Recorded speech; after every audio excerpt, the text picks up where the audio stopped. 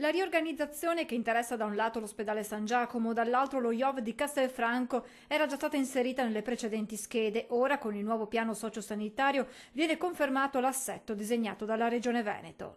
Uno IOV di Castellano molto rafforzato dalla parte chirurgica, quindi con aumento anche di quelle che sono le apicalità, le specialità.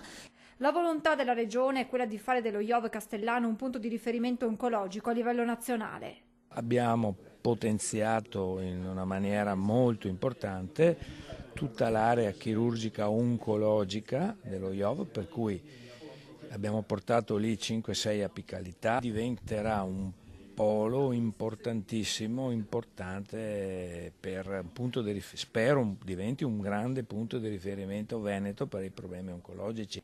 Restano però le preoccupazioni dei cittadini per le ripercussioni che questa riorganizzazione potrebbe avere per il San Giacomo.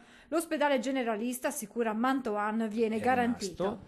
È rimasto soprattutto per le funzioni dell'area medica, che le abbiamo potenziato, la medicina, la cardiologia, rimane il pronto soccorso, rimane il punto nascita e ovviamente tutti i servizi ambulatoriali di cui hanno necessità i cittadini.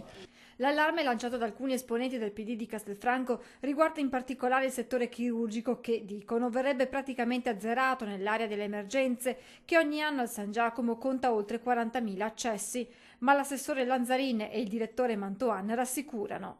È stato scritto nelle schede, insomma, che la parte chirurgica nel caso di emergenza e urgenza sia mantenuta e sia garantita ai cittadini di Castelfranco. Qualsiasi problema chirurgico urgente che provenga dal pronto soccorso viene ricoverato nei reparti chirurgici dello IOV.